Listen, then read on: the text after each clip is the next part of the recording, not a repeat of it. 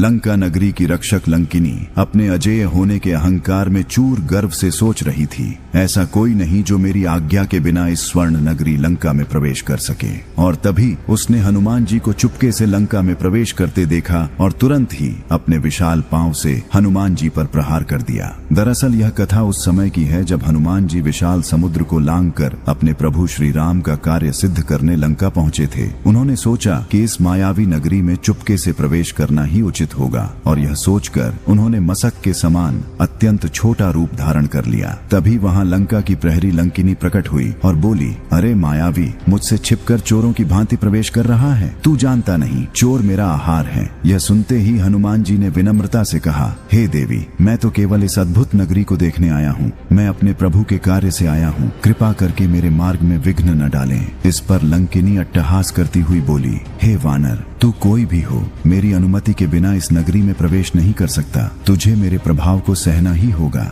हनुमान जी मुस्कुराए और कहा, ठीक है देवी, जैसी आपकी इच्छा। यह सुनते ही लंकिनी क्रोध से भर उठी और हनुमान जी पर प्रहार करने के लिए आगे बढ़ी। लेकिन तभी कुछ ऐसा हुआ जिसकी लंकिनी ने कल्पना भी नहीं की थी। असल में जैसे ही लंकिनी ने हनुमान जी पर प्रहार करने के लिए हाथ उठाया, हनुमान जी ने अपनी बाईं मुट्ठी से उस पर केवल एक प्रहार किया कि लंकिनी खून की उल्टी करती हुई पृथ्वी पर ऐसे गिरी मानो कोई विशाल पर्वत ढह गया हो। उसका पूरा शरीर असहनीय पीड़ा से छटपटाने लगा। जब दर्द कुछ कम हुआ और उसे होश आया तो उसका सारा अहंकार चूर चूर हो चुका था। उसने पुकारा, त्राहिमाम कपिवर, त्राहिमाम, मुझे क्षमा करे, आपकी शक्ति और भक्ति अतुलनीय है। आज ब्रह्मा जी का वचन सत्य हुआ। ब्रह्मा जी ने मुझे श्राप से मुक्ति का वरदान देते हुए कहा था कि जब एक वानर के प्रहार से तू व्याकुल हो जाएगी तो समझ लेना कि राक्षसों के विनाश का समय आ गया है। आप निर्भय होकर लंका में प्रवेश करें